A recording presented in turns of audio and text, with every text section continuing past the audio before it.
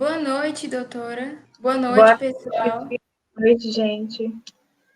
Sejam bem-vindos ao primeiro simpósio interprofissional de pediatria da LAPED. E a gente espera que vocês gostem das palestras que preparamos. Para a primeira noite do evento, a gente vai ter a palestra de abertura com a médica Mariana Espíndola sobre transtorno do déficit de atenção com hiperatividade e transtorno do espectro autista. Além disso, teremos a médica, também neuropediatra, Gabriela Moedo, falando um pouco sobre o atraso no desenvolvimento infantil. E, por fim, nós vamos ter o fisioterapeuta, Aertório Leal, que vai abordar sobre a estimulação precoce na criança neurologicamente especial. Então, eu apresento agora a vocês a nossa palestra de abertura sobre TEA e TDAH, com a neuropediatra Mariana Espíndola. Desejamos uma excelente palestra e esperamos que vocês gostem. Boa noite. Boa noite, gente. Vou compartilhar, então, aqui a aula.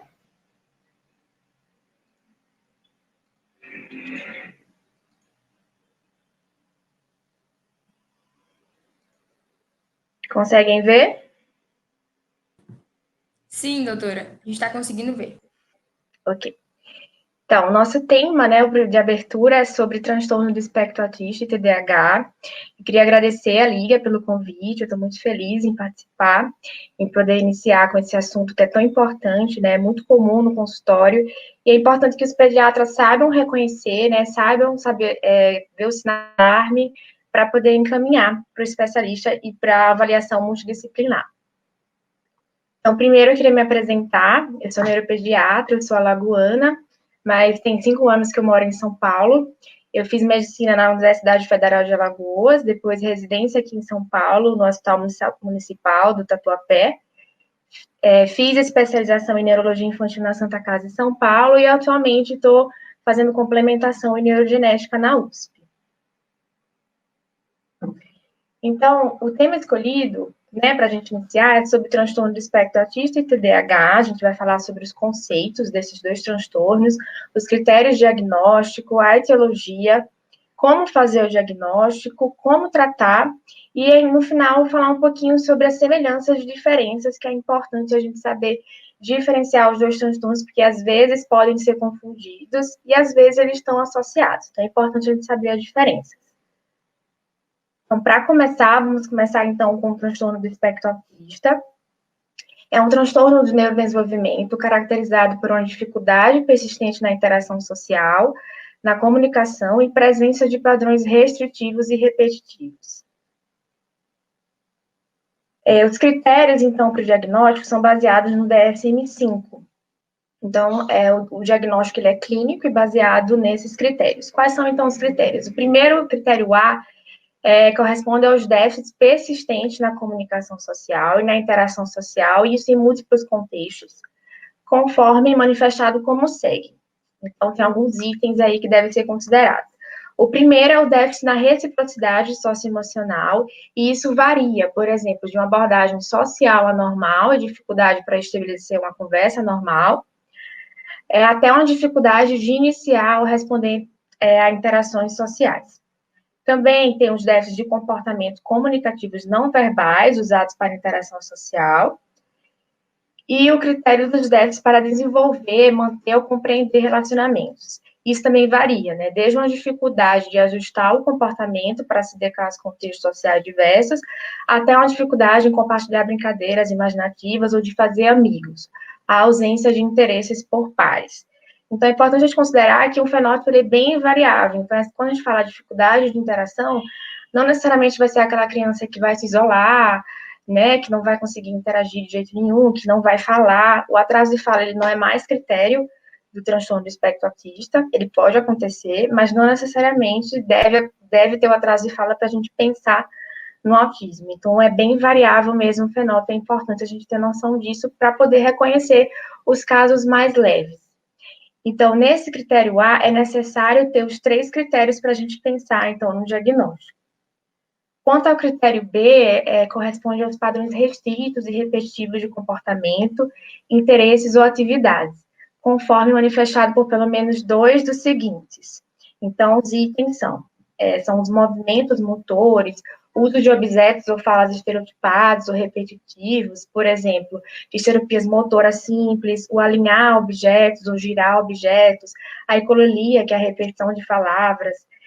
Outro item, a insistência nas mesmas coisas, adesão inflexível a rotinas ou padrões ritualizados, e interesses fixos e altamente restritos, que são anormais em intensidade ou foco. Então, por exemplo, um forte apego, interesse por alguns objetos, o hiperfoco, né, que eles podem apresentar. E uma hiper ou hiporreatividade a estímulos sensoriais ou interesse comum por aspectos sensoriais do ambiente. Então, no item B, é necessário ter pelo menos dois critérios dos 4. E não basta só ter os critérios A e os critérios B, tem outras condições que a gente precisa também pensar. Então, o critério C se refere que esses sintomas, eles devem estar presentes precocemente no desenvolvimento. Apesar de que, às vezes, eles podem ser mais manifestos, né, depois, até que as demandas sociais excedam as capacidades limitadas, ou eles podem ser também mascarados, né, e aparecer mais tarde, com principalmente meninas, que a gente vai falar um pouco sobre isso, mas depois, quando a gente vai avaliar, a gente vê que já tinha, sim, sintomas desde o início do período de desenvolvimento. E o critério D é que esses sintomas, eles devem ter um prejuízo, né, um prejuízo clínico, prejuízo no funcionamento social, profissional e áreas importantes do indivíduo. E o critério é que essas perturbações não podem ser explicadas por outras condições, como a deficiência intelectual. Então, pode acontecer de ter um transtorno de espectro autista junto com a deficiência intelectual, porém, esses sintomas, eles não podem ser mais bem explicados por uma deficiência intelectual. E aí tem os especificadores também. Ele pode ser com ou sem comprometimento intelectual, pode ser com ou sem o comprometimento da linguagem, pode ser associado a alguma outra condição médica ou genética, ou um fator ambiental, associado a outro transtorno do desenvolvimento, por exemplo, TDAH, que a gente vai ver que podem vir juntos, ou com catatonia. Então, a gente vê que é um espectro aí, e é bem variável o fenótipo. Quanto à epidemiologia, então, a prevalência atual nos Estados Unidos é de 1 para 54 crianças, já tem aumentado. Se a gente for ver as primeiras referências mais antigas, era 1 para 68, hoje já está 1 para 54 crianças. E a média na idade do diagnóstico nos Estados Unidos é em torno de 4,2 anos. No Brasil, esse diagnóstico também é um pouco mais tardio, com 3 a 4 anos. Então, a gente vê que o diagnóstico ainda é tardio, né, ainda se demora para se fazer. E existe uma incidência maior em meninos em relação a meninas, 4 para 1, e a gente vai explicar um pouquinho o porquê disso. Então, uma das coisas que muitos perguntam é se essa incidência do autismo está aumentando. E o que é que acontece, na verdade, né? Os critérios diagnósticos, eles tornaram-se mais amplos, né? Antes incluía atraso na fala, hoje já não inclui mais. Então, a gente vê que é um fenótipo bem variável e está cada vez mais aprendendo isso, então está fazendo maior identificação, né, de sintomas no TEA de indivíduos com bom ou alto funcionamento cognitivo. Então, isso faz também com que aumente o número de casos diagnosticados. A questão da deficiência intelectual, porque antes as crianças podiam receber apenas o diagnóstico de deficiência intelectual, né, e hoje já consegue fazer melhor um diagnóstico diferencial. E outra questão são os fatores ambientais, que esses fatores também podem estar aumentando e, consequentemente, ter um aumento aí da incidência do autismo. Por que, então, essa incidência é maior em meninos? Então, o que a gente vê de teoria é que as meninas, ela têm uma maior tolerância a uma quantidade de variantes genéticas patogênicas. Então, naqueles casos que é tanto fatores ambientais como genéticos, existe uma predisposição, né, e as meninas podem ter uma resistência maior a essa predisposição. Além disso, as meninas, elas apresentam uma clínica mais branda e marcada pela presença de ansiedade, depressão, e aí o diagnóstico ele pode se tornar mais tardio, porque só depois é que vai conseguir ver as características. Então, como é que a gente vai conseguir ver as características do TEA em meninas? Esse artigo, ele mostra que foi um estudo, né, com 58 mulheres, e destas, 62% relataram depressão, 66% estresse, 67% ansiedade e 62% ideias suicidas. Então, a gente viu que as mulheres, as meninas, elas têm um esforço de camuflagem, elas tentam camuflar esses sintomas, E aí isso pode dar um desconforto psicológico, por isso que elas podem apresentar mais sintomas de ansiedade e depressão e ter um diagnóstico mais tardio. Como, então, detectar em meninas? Então, é importante, no caso de meninas que tem um caso mais leve, a gente comparar as meninas, não com os meninos, tentar desconsiderar um pouco o protótipo das meninas autistas com relação aos meninos autistas. É sempre comparar com meninas que têm um desenvolvimento típico, e aí você vai ver que tem as diferenças. Outra questão é que as meninas, elas apresentam alterações mais leves na interação social e na comunicação, e elas apresentam uma maior motivação social, então elas querem fazer amigos, né, elas tentam se socializar mais em relação aos meninos.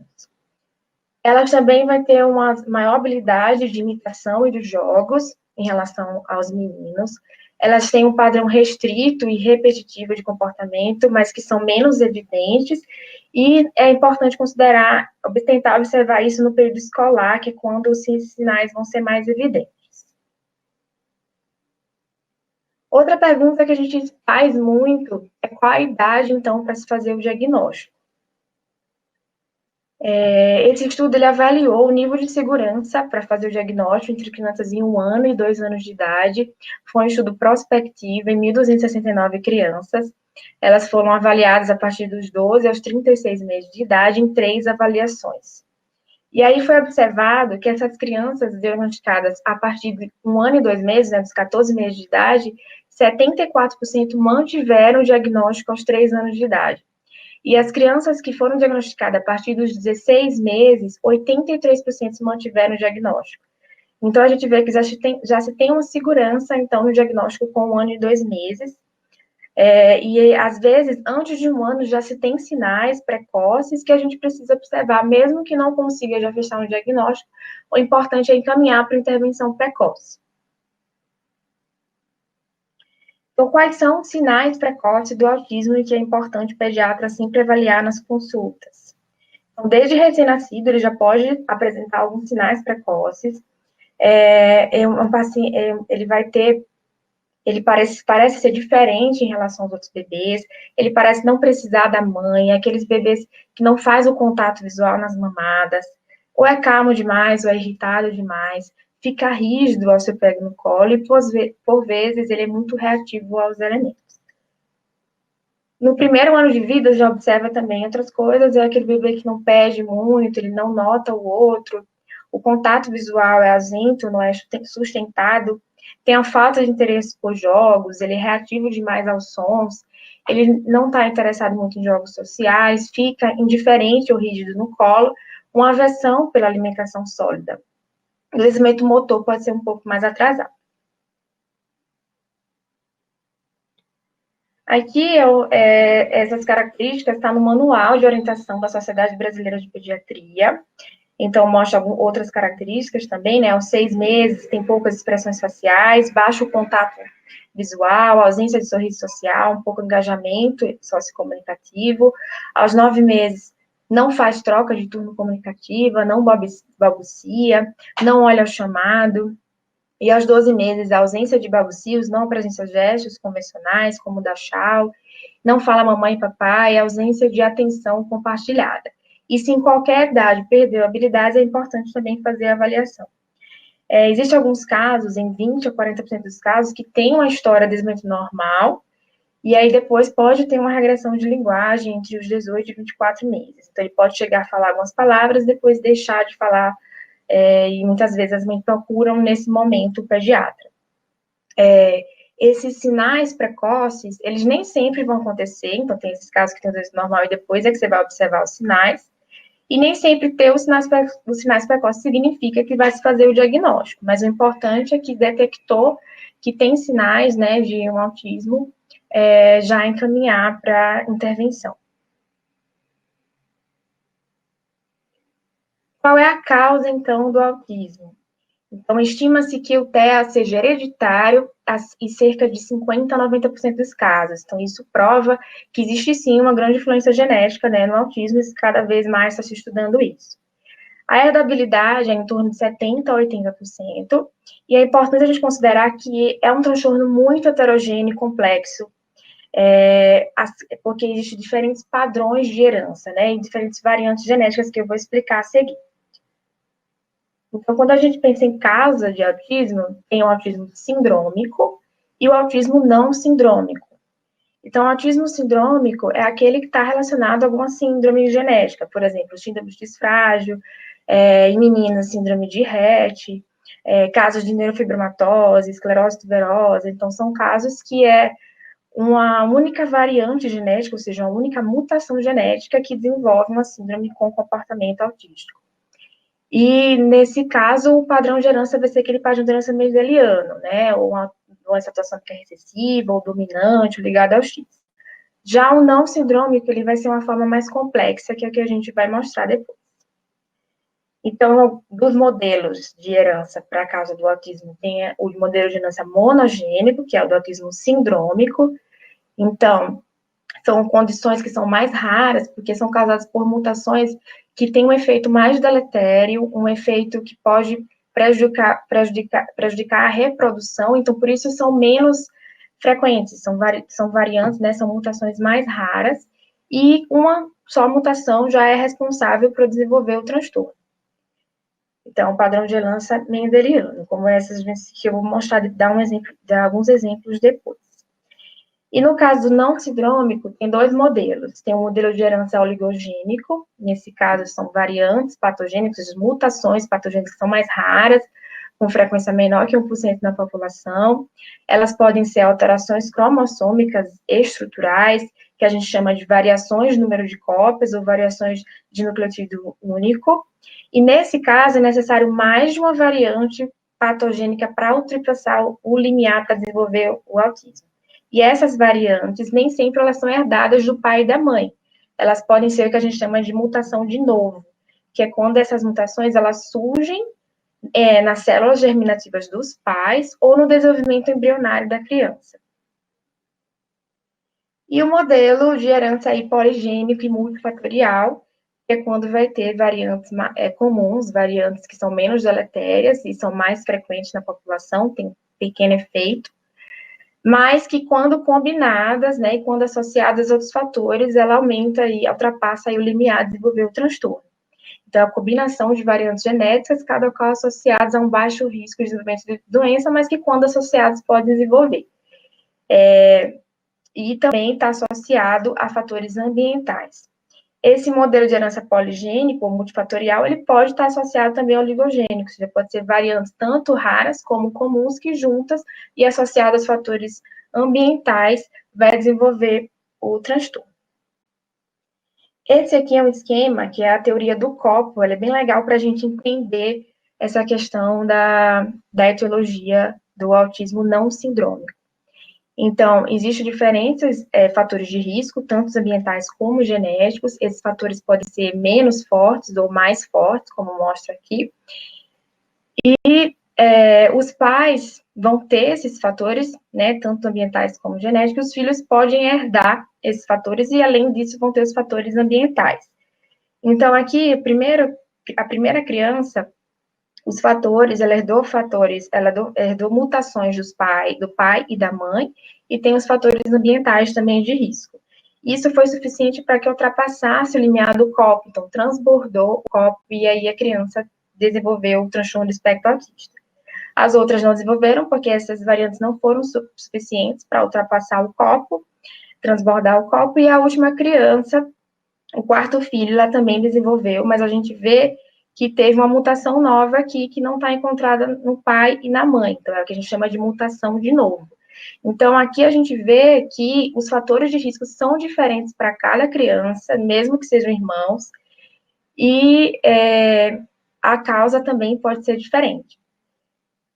Então, aqui é o que a gente pode observar, então, com essa ilustração, que os irmãos apresentam diferentes fatores de risco.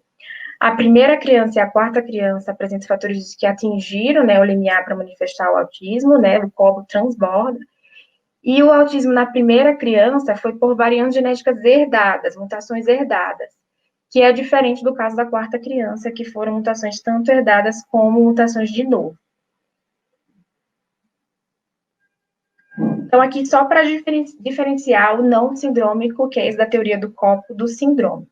O não sindrômico, ele vai ser um maior risco de recorrência, porque vai ser menos raro, uma prevalência maior no sexo masculino, então são esses autismos não sindrômicos que vai ser mais prevalente, né, dos meninos, uma maior herdabilidade, e são crianças, assim, que você não encontra alterações no exame neurológico, não tem aspectos dismórficos, ou são discretos os aspectos, não vai achar alterações em exames de imagem ou eletroencefalograma.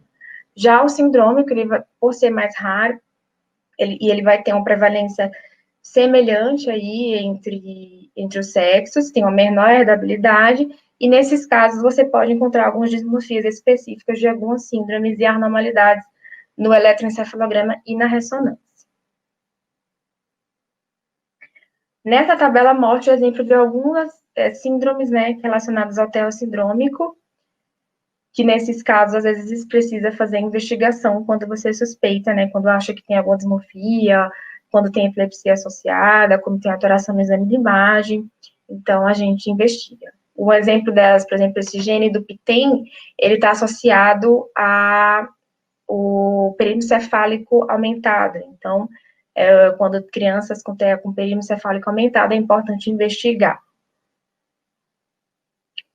E tem também os fatores ambientais, né? A gente viu que tem as mutações genéticas que podem ser herdadas ou de novo, e também os fatores ambientais. A idade paterna é um fator de risco, o uso de álcool na gestação e o uso de drogas, o uso de valproato na gestação, as complicações pré-natais e perinatais, fatores nutricionais e psicossociais e poluição. Esses fatores não vão ser um fator ou outro que vai contribuir para o desenvolvimento do autismo, mas sim a junção, né, desses fatores ambientais com os fatores genéticos. Então, seguindo aí no diagnóstico, é importante a gente considerar que o diagnóstico ele é clínico, então não existe nenhum exame, não existe nenhum marcador biológico para detectar o autismo. O diagnóstico é clínico, baseado nos critérios do DSM-5, que a gente falou no começo da aula, e é importante também fazer uma avaliação multidisciplinar.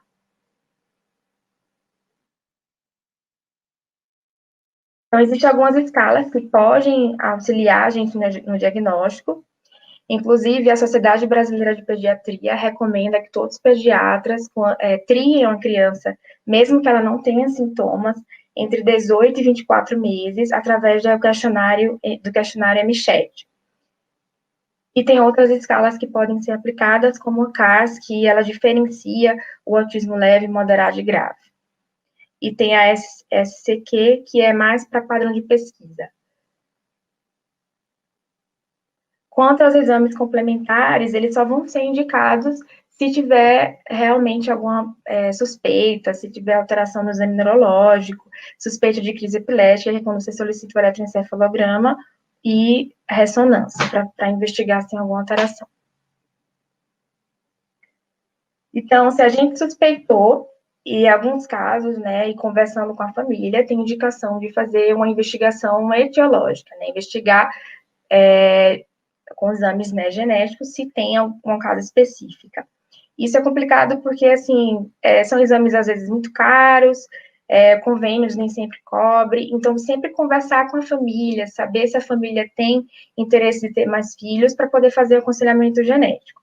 Então, para investigar, é importante fazer um heredograma, saber se tem história na família, verificar fatores de exposição pré-natal, a história obstétrica, e nos exames físicos sempre ver se tem presença de manchas, para pensar em alguma síndrome, presença de dismorfias, e avaliar também o perímetro cefálico. Então, de investigação, são esses exames que podem ser feitos, então começa sempre por análise cromossômica por microarray, que vai ver variações de número de cópias, ela é indicada principalmente quando tem as características dismórficas, malformações congênitas, parentes com distúrbios psiquiátricos ou desenvolvimento neurológico. Nos meninos, sempre é bom fazer teste molecular para pesquisa da síndrome do X frágil, e em meninas, em casos de meninas com deficiência intelectual, é importante também investigar síndrome de Rett, né, rastreamento de mutações do MECP2. E se tem alterações metabólicas e história de consanguinidade na família, é importante também fazer o rastreamento de erros inatos. Vindo isso normal, e aí partiria para o teste genético mais específico, que é o sequenciamento de exoma, ou quando se tem um sinal clínico muito indicativo de alguma doença, de alguma síndrome, então pode fazer um teste molecular para distúrbios monogênicos específicos, ou quando acha que tem um padrão de herança ligado ao cromossomo X, pode também fazer um painel de rastreamento de genes ligado ao cromossomo X. E o cariótipo, alguns convênios exigem que faça primeiro o cariótipo, mas na realidade, no protocolo, ele só é indicado quando tem história de aborto de repetição. Então, é importante sempre falar para a família que nem sempre vai se achar uma causa, a chance aí de achar uma alteração genética é de 20% a 40%, então é importante sempre explicar que nem sempre vai ser possível, né, detectar. E sempre fazer um aconselhamento genético, principalmente quando a família deseja ter mais filhos. Então, esse aconselhamento baseia na explicação aos pais sobre os aspectos genéticos da doença, a avaliação clínica do paciente, estudo da história familiar, discussão das opções dos testes genéticos, interpretação dos resultados, explicação sobre os possíveis tratamentos e possível prognóstico, a depender, né, do que foi diagnosticado, comunicação do risco de recorrência aos pais, em alguns casos, ao próprio paciente. Esse risco de recorrência vai depender se achou uma causa específica. Nos casos em que não tem uma causa identificável, esse risco de recorrência ele baseia-se em observações empíricas. Então, o que os estudos mostram é que um casal com um filho com autismo, calcula-se que o risco que um segundo filho tenha é em torno de 3 a 10%, e se tem 2 ou mais filhos acometidos, esse risco aí aumenta para 33 a 50%. Então, para finalizar sobre o tratamento do autismo, né, que depois a gente vai falar sobre o TDAH, falar sobre o tratamento também é muito importante, porque a gente precisa sempre indicar o tratamento, independente de se fechar um diagnóstico. A gente viu que pode ser feita várias investigações aí etiológicas, mas que isso nunca atrase o início do tratamento. E o tratamento principal é o tratamento não medicamentoso, né, com intervenção precoce, através de terapias que visam potencializar o desenvolvimento do paciente. Já o tratamento medicamentoso, ele vai ser realizado apenas para aliviar alguns sintomas. Então, a gente não trata o autismo, a gente trata os sintomas relacionados. É importante considerar que seja um projeto terapêutico singular. Então, ele deve ser elaborado por uma equipe multidisciplinar e o tratamento ele deve ser individualizado, né, com o objetivo de promover a qualidade de vida, a autonomia, a independência, e o paciente deve sempre reavaliado a cada 6 meses, para fazer uma adequação das terapias. Então, tem várias abordagens terapêuticas. Uma coisa importante também é sempre fazer orientação escolar, orientação dos pais, a fono, TO, né, para reorganização sensorial, ABA, acompanhamento terapêutico com psicólogo e a higiene do sono. A terapia fonoaudiológica, ela visa adequar a dificuldade de comunicação em seu aspecto receptivo e expressivo. A terapia ocupacional, ela, além de atuar nas possibilidades de adaptação em diversos ambientes, ela também vai atuar na e hipersensibilidade sensorial. Importante também a abordagem familiar, né, dar um apoio psicológico aos pais e cuidadores e fazer uma instrumentação para que eles sejam agentes terapêuticos. E a psicoeducação também é muito importante, você oferecer informação para a família, orientar, diminuir preconceito, ajudar na adesão ao tratamento e melhorar a qualidade de vida. Quanto às terapias comportamentais, o que se tem mais de evidência é a análise do comportamento aplicada, a famosa ABA. É uma terapia comportamental que trabalha com comportamentos que podem ser observados e modificados. Então, vai observar os comportamentos que estão inadequados e tentar adaptar a criança para melhorar a socialização. Então, é uma abordagem que envolve a avaliação, planejamento e orientação por parte do profissional analista do comportamento capacitado. Ela prioriza a criação de programas para o desenvolvimento de habilidades sociais e motoras nas áreas de comunicação e autocuidado. Ela é usada para reduzir o comportamento mal adaptativo e ela ensina novas habilidades, generaliza comportamentos para situações em ambientes. e ela aumenta e reforça os comportamentos que são desejáveis. Então, porque a gente sempre tanto fala sobre o ABA, então é o que se tem mais evidência nos artigos, nos estudos. Esses programas baseados em ABA, eles são atualmente as intervenções mais populares e a terapia com benefício comprovado. Tem também o modelo DEND de intervenção precoce, que faz parte do ABA. Ele trata-se de uma abordagem de intervenção que aperfeiçoa o desenvolvimento da criança com autismo entre idades de 1 a 5 anos. E ele prioriza a construção das interações sociais da criança, a espontaneidade, a habilidade de engajamento com o outro, o que leva à construção de vínculos e afetos de forma positiva e natural. E quanto aos medicamentos, né, para finalizar a questão do autismo, é importante a gente considerar que a gente não está tratando o autismo e sim as comorbidades associadas. Sempre é importante considerar o custo-benefício, porque, assim, os pais já gastam muito com terapias, nem sempre o convênio cobre todas as horas necessárias, então é importante avaliar o custo-benefício da medicação. Evitar o uso isolado da medicação, então, sempre primeiro as terapias e, se necessário, as medicações. Considerar uma curta duração do tratamento, e esse tratamento ideal é que ele maximize as intervenções não farmacológicas. Então, qual é o sistema-alvo do tratamento? Você vai tratar, na realidade, não o autismo, mas os sintomas relacionados. Então, a falta de atenção, a impulsividade, instabilidade afetiva, agitação, agressividade, ansiedade e distúrbio do sono.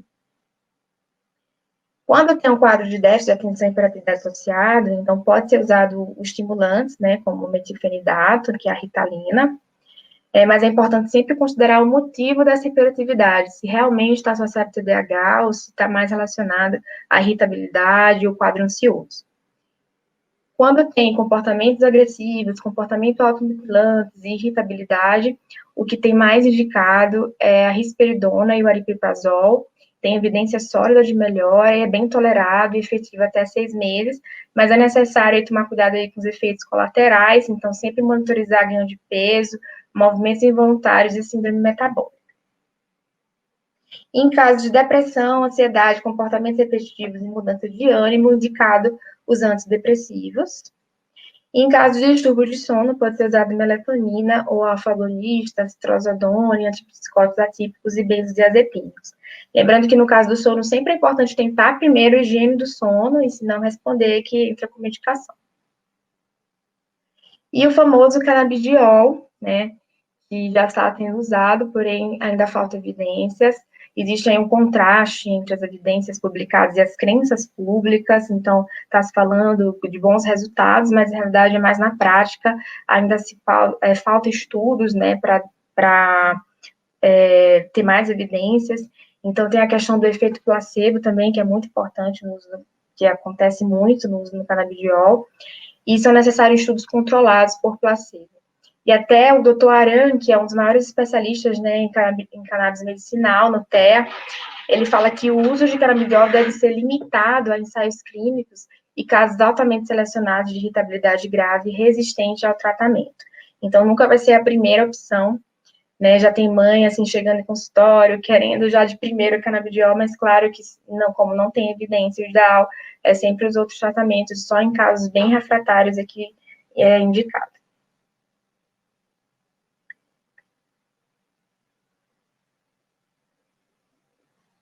Então, para dar continuidade agora sobre o transtorno de déficit de atenção e hiperatividade, é importante a gente falar sobre ele também. Muitas vezes ele está associado ao autismo e muitas vezes é um diagnóstico diferencial aí que precisa saber as características. É um transtorno neurocomportamental caracterizado por um padrão persistente de desatenção e hiperatividade, com comprometimento do funcionamento e desenvolvimento do indivíduo. Os critérios também de diagnóstico são do DSM-5. O critério A é um padrão persistente de desatenção e hiperatividade, impulsividade, que interfere no funcionamento e no desenvolvimento, conforme caracterizados nos itens 1 e 2. Então, 1 refere à desatenção. Então, é necessário que tenha 6 ou mais dos seguintes sintomas, que ele esteja presente pelo menos em 6 meses e que tenha um impacto importante. Então, quais são essas características? É quando a criança frequentemente não presta atenção em detalhes ou comete erros por descuido, frequentemente parece não escutar quando alguém lhe dirige a palavra diretamente, não segue instruções até o fim, frequentemente tem dificuldade para organizar as tarefas, evita, não gosta ou reluta para se envolver em tarefas que exigem esforço mental prolongado.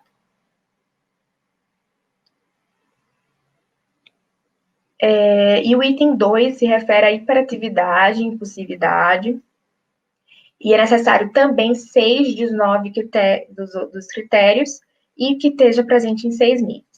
Então, quais são eles? Frequentemente remexe, batuca as mãos ou os pés, ou se acontece na cadeira, levanta da cadeira em várias situações, corre ou sobe em coisas, em situações em que isso é inapropriado, com frequência é incapaz de brincar ou de se envolver em atividade de lazer calmamente, com frequência não para, agitando como se estivesse com o motor ligado, fala demais, interrompe as outras pessoas, dificuldade para esperar a sua vez. Então, se a gente for ver essas características, muitas vezes as pessoas podem até se identificar e achar que pode ter um transtorno, mas claro que é importante considerar os outros critérios. Então, o critério B é que esses sintomas, eles estavam presentes até antes dos 12 anos de idade. Esses sintomas de atenção ou hiperatividade, ele tem que estar presente em 2 ambientes, então é importante sempre avaliar a criança na escola e em casa para saber se isso são sintomas presentes nos 2 ambientes. O critério D é que tem que ter uma evidência clara de que esses sintomas interferem no funcionamento social, e esses sintomas ele não ocorrem exclusivamente durante um curso de outro transtorno, como esquizofrenia. Então, vai ter os subtipos, né? Não necessariamente ele precisa ter desatenção e hiperatividade, ele pode ter uma apresentação combinada, pode ter uma apresentação predominante desatenta ou uma apresentação predominantemente hiperativa. Quanto à causa do TDAH, também, assim como é uma herança multifatorial e também tem uma alta herdabilidade, ele está associado a genes que codificam o transportador de alguns neurotransmissores como dopamina e receptores dopaminérgicos, e também é associado a receptores adrenérgicos e serotonérgicos. Quais são os fatores ambientais? A exposição pré-natal, fatores de risco, exposição maternal ao tabaco, exposição intrauterina à intoxicação materna por chumbo. E na fisiopatologia, o que acontece? Uma disfunção do circuito pré-frontal estriado. Essa área pré-frontal era responsável pelas funções executivas. Então, se tem uma disfunção desses neurotransmissores, vai ter dificuldade para manter a atenção, uma diminuição de processamento, dificuldade de memória.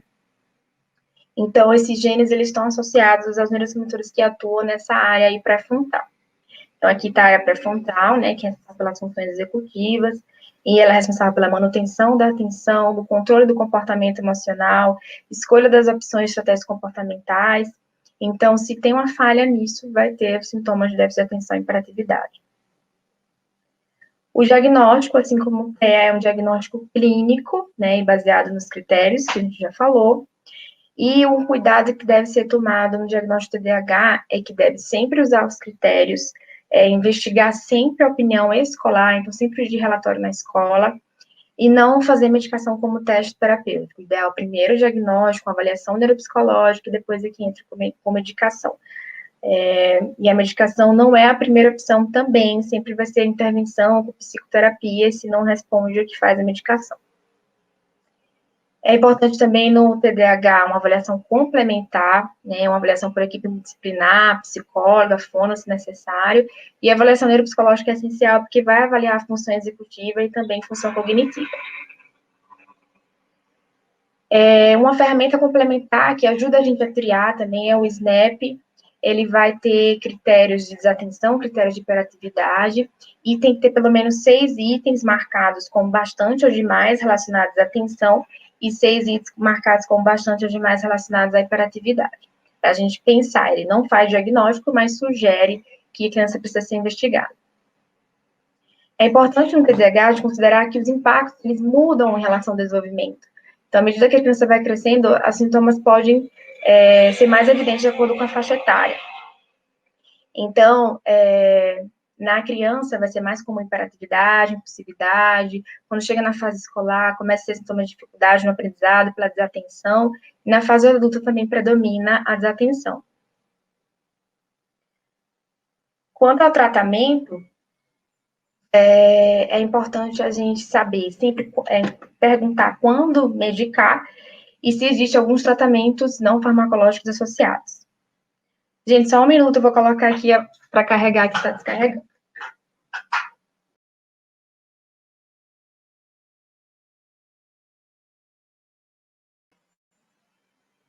Então, o tratamento.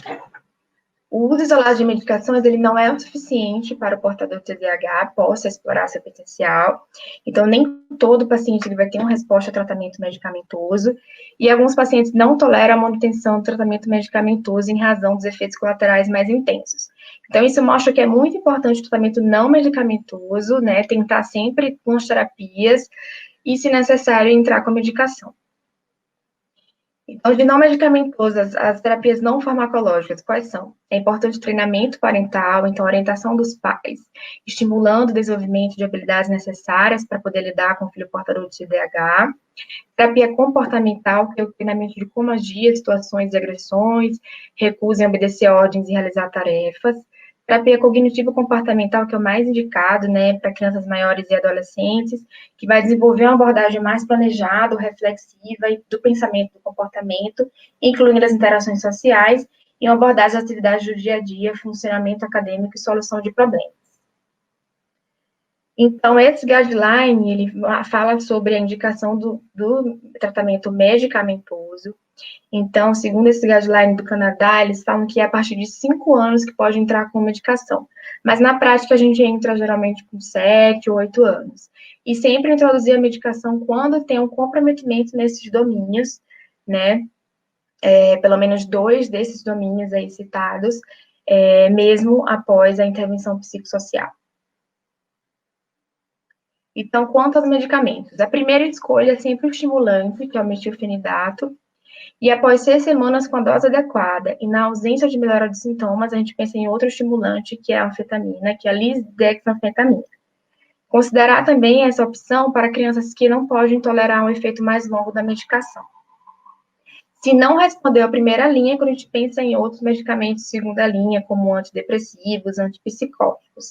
Oferecer sempre as mesmas medicações em situações quando tem algumas comorbidades, como transtorno de ansiedade, tics e TEA.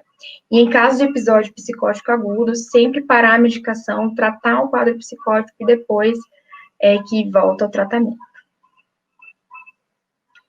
Então, agora, para finalizar, vamos falar um pouquinho sobre as semelhanças e diferenças entre o TEA e o TDAH, né, já que a gente entrou aí nesse tema, é importante a gente saber diferenciar os dois. Então, é uma comorbidade muito comum, né, os dois estarem associados. Os estudos mostram que as crianças com TDAH geralmente têm um diagnóstico de TEA, em média, 3 anos depois. Então, tem que tomar esse cuidado, né, de já dar um diagnóstico de TDAH e não ver se tem características de um TEA. O TDAH e o TEA, eles apresentam características em comum, e isso pode confundir. E considerar que os sintomas de TEA estejam associados apenas ao TDAH pode atrasar o diagnóstico. Então, quais são aí as diferenças? No TEA, as crianças elas necessitam de rotinas, tem rituais. Já no TDAH, não, eles são mais hiperativos, impulsivos. No TEA tem um foco em interesses restritos, já no TDAH eles têm vários interesses. No TEA ele não se distrai facilmente. A desatenção no TEA é mais devido ao hiperfoco, eles ficam muito focados em alguma coisa e aí ficam desatentos devido a isso. Já no TDAH, eles se distraem facilmente, porque facilmente são distraídos por outro estímulo. E no TEA, eles focam por longos períodos, já no TDAH, eles focam por poucos minutos. No TEA tem uma dificuldade para demonstrar as emoções, já no TDAH demonstram bem. No TEA eles gostam de regras, já no TDAH não. No TEA geralmente brincam mais quietos, isolados, e no TDAH tem uma dificuldade para brincar quieto. E no TEA eles perdem amigos, têm dificuldade de interação mais por esse déficit da inteligência social, enquanto no TDAH é mais devido à impulsividade. Então, o TEA e o TDAH, eles apresentam sintomas que se sobrepõem. Apesar de existir semelhanças, como hiperatividade, é importante atentar para as principais diferenças. Então, como a gente vai conseguir diferenciar? Tem que ver se a criança vai ter padrões restritos e repetitivos de comportamento, interesse e atividades, que vai ocorrer apenas no TEA, E a dificuldade de interação social do TDAH, ele vai estar relacionada mais à impulsividade e não à déficit de inteligência social. E de considerações finais, o que eu trago aqui é para a gente sempre considerar que o fenótipo do TEA, ele é muito variável, então sempre atentar para casos mais leves. Independente da conclusão diagnóstica, outra coisa importante é sempre encaminhar para a intervenção. Às vezes o diagnóstico é mais difícil, precisa ver crianças mais vezes, nem sempre a gente vai poder fechar logo o diagnóstico, mas já encaminhar para a intervenção. Conhecer as possíveis comorbidades, reconhecer as semelhanças e diferenças entre o TDAH e o TEA, e considerar, no caso do TDAH, que os impactos são diferentes de acordo com o desenvolvimento. Né? Então, a gente considerar a faixa etária para poder fazer o diagnóstico. E deixo para vocês dicas de algumas séries, né? A série Atípico, ela mostra um transtorno do espectro autista, uma criança, um adolescente que vai para a faculdade, então mostra essa questão de um tema mais leve, né? Das dificuldades dele de socialização.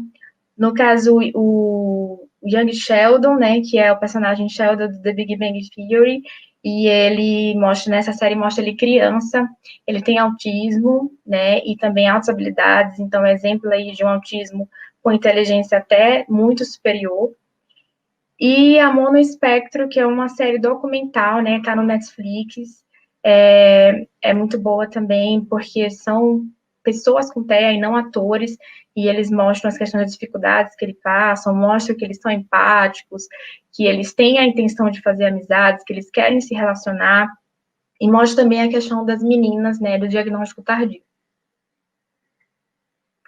E é isso, muito obrigada. Aqui estão os contatos, caso vocês queiram tirar alguma dúvida, né?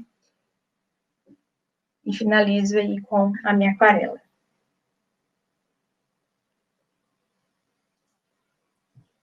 Obrigada, doutora. Sua palestra foi muito boa. Todo mundo está elogiando aqui no chat.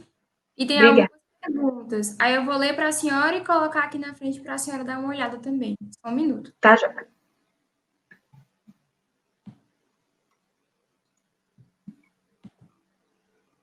Essa aqui, ela perguntou se uma criança que é criada em ambiente bilinguista, já que um dos pais não é brasileiro, ela não fala papai e mamá, se deve se preocupar com o TEA ou acreditar que isso é porque tem contato com dois idiomas ao mesmo tempo.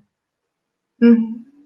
Essa questão dos dois idiomas pode confundir, mas se tem um atraso na fala, é importante passar por uma avaliação. Não quer dizer que já vai ser autismo, né? Precisa ter os outros critérios, como eu falei, o atraso na fala não é critério do autismo, ele pode acontecer, mas não é critério. Então, na dúvida, passar por uma avaliação com o pediatra e já começar a estimular. Uma outra pergunta foi nas crianças que ficam no limiar diagnóstico, se você deve fazer o teste em busca dessas variantes genéticas. Tá. No caso do não sindrômico, né, que o teste vai ser mais para buscar essas variantes genéticas, é importante fazer porque, caso, principalmente se a família tiver interesse. Esse limiar a gente não vai saber, né, porque são crianças que não desenvolveram um transtorno, então não a intenção não é fazer a avaliação delas. O que se pode fazer, por exemplo, às vezes irmãos, né, que já têm, no caso, famílias que já têm filho com autismo, e a mãe engravidou, e aí já tem a possibilidade de, como existe um risco, já fazer uma intervenção precoce, mas não tem a indicação de fazer uma avaliação genética na criança que não desenvolveu. A avaliação genética é sempre na criança que tem o diagnóstico e, se necessário, nos pais, para melhor elucidação. Certo. A outra dúvida é como diferenciar uma paralisia cerebral, se ela foi devido à hipóxia no parto ou rubéola gestacional, e como saber a causa da paralisia. Uhum. Assim, na paralisia cerebral vai depender dos outros fatores associados. Então, da apresentação clínica, do exame neurológico, dos exames de imagem, então, você tem que fazer toda a investigação, e de acordo com a investigação, vai saber o que é mais sugestivo, né, de causa. Então, na hipóxia, pode ter algumas alterações características, como leucomalácia periventricular, encefalomalácia multicística. Então, essa investigação ajuda aí a gente diferenciar a causa da paralisia cerebral. A próxima pergunta. A senhora acha que existe atualmente uma maior tendência no diagnóstico desses transtornos? E se isso seria uma consequência ao maior conhecimento sobre eles? ou se tem uma maior tendência a diagnosticar. Eu até coloquei isso na aula justamente porque é muito perguntado sobre isso, se realmente está aumentando, né, a incidência de autismo. Então, existe a possibilidade de ter um aumento por conta dos fatores ambientais. Os genéticos não vão mudar, né? Eles vão ser mais reconhecidos. A cada vez vai se descobrindo mais variantes genéticas, mas isso não é uma coisa que vai mudar tanto. Já os fatores ambientais, eles podem influenciar, pode ter um aumento desses fatores ambientais e isso aumentar a incidência. E também tem a questão do maior conhecimento, da maior divulgação. Então, os pais eles estão indo mais atrás, eles estão desconfiando mais. Então, isso faz com que, na realidade, não é que está aumentando totalmente a incidência. Na verdade, é que possa ser que casos que antes não eram diagnosticados e recebiam outro diagnóstico, agora conseguem ser diagnosticados porque existe mais informação. A próxima pergunta. Algum dos tratamentos são englobados dentro do SUS ou apenas em rede privada? É uma dificuldade essa questão do tratamento. A gente passa muita dificuldade, é muito frustrante mesmo. Assim, a terapia ABA, que é a mais indicada, assim, no ideal é que seja 30 horas semanais. E, assim, na prática isso é muito difícil, né? Nem todos os convênios vão fornecer essa quantidade de horas, tá? No particular, isso vai ser muito caro, é em torno de 13 mil reais por mês. E no SUS ainda não tem aí, existe algumas ONGs, tá, que conseguem, mas aí no SUS ainda é bastante falho aí. Infelizmente, precisa muito aí de crescer essa parte de tratamento pelo SUS, até pelo convênio também, porque ainda se encontra dificuldade no convênio. Sempre é preciso relatório com o CID, nem sempre consegue a carga de terapias que é necessário, às vezes precisa recorrer judicialmente para o convênio aceitar. Então, no convênio já é difícil, imagine no SUS. Existem algumas ONGs, mas, infelizmente, ainda é muito pouco, ainda tem muito a crescer aqui no Brasil. A próxima pergunta. Se é feito algum encaminhamento médico aos pais para ajudar na aceitação e principalmente para as mães, já que elas são as cuidadoras primárias e acabam recebendo uma sobrecarga psicológica e física maior. Sim. Para as mães, é sempre aconselhado também um suporte psicológico, né, para a família.